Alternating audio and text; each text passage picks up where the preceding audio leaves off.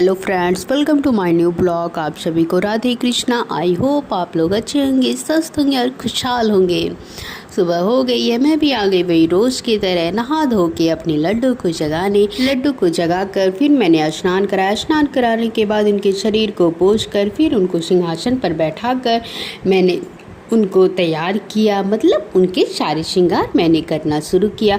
अब उनके सारे श्रृंगार पूर्ण हो चुके हैं। अब मैं उनकी पूजा अर्चना करूंगी। पूजा अर्चना करने के बाद फिर मैं इनको भोग लगा दूंगी। भोग लगाने के बाद फिर मैंने गुलाब के पौधों से 2-3 गुलाब के फूल तोड़ के लाए और उनको अपने लड्डू के चारों तरफ मैंने रख दिए, उनकी पंखुड़ियों को तोड़ कर, इसलिए क्योंकि जिससे मेरे लड्डू को थोड़ा ठंडा महसूस हो, क्योंकि इतनी ज़्यादा गर्मी बढ़ रही है तो मेरे लड्डू को भी गर्मियाँ लग रही होंगी।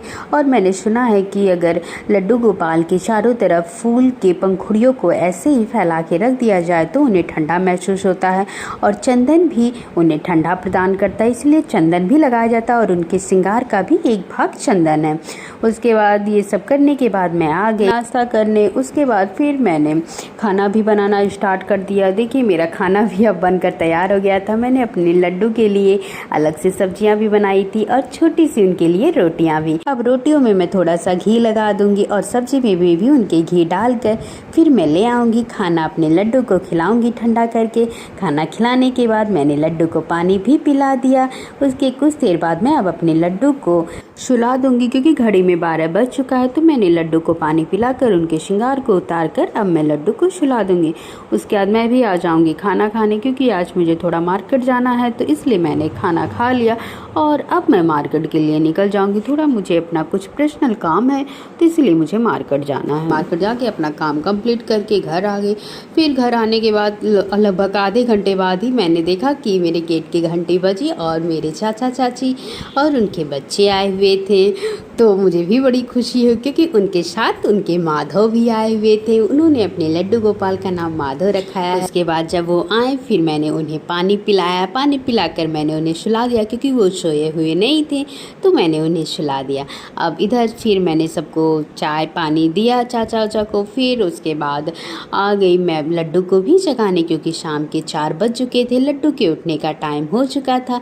तो मैंने लड्डू को और माधव दोनों लोगों को उठा के उनके मुंह को पोंछकर फिर मैंने भोग भी लगा दिया और उन लोगों को सिंहासन पर एक साथ बैठाकर इनका मैंने फ़ोटो भी क्लिक किया और थोड़ा वीडियो भी बनाया, क्योंकि मेरे पास इन दोनों लोगों की साथ में कोई फ़ोटो नहीं थी। फिर ये लोग लगभग 5:30 बजे तक निकल गए गाँव के लिए और माधव भी चले गए उनके साथ।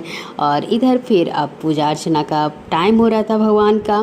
फिर मैं आ गई, भगवान जी की पूजा अर्चना की। उसके बाद अपने लड्डू के पास भी धूप बत्ती जला दिया और तुलसी माता के पास भी मैं चली गई दिया जलाने। कुछ देर हम लोग शाम के बरामदे में बाहर बैठकर मैं और थोड़ी देर ऐसे ही फ़ोन में चलाई बैठकर। फिर रात भी हो गई थी, अब लड्डू के भोग का टाइम हो गया था। फिर मैं गुनगुना दूध लेकर आई लड्डू को पिलाने के लिए। लड्डू को दूध पिलाकर फिर उन्हें कुछ देर बाद पानी भी पिला दिया।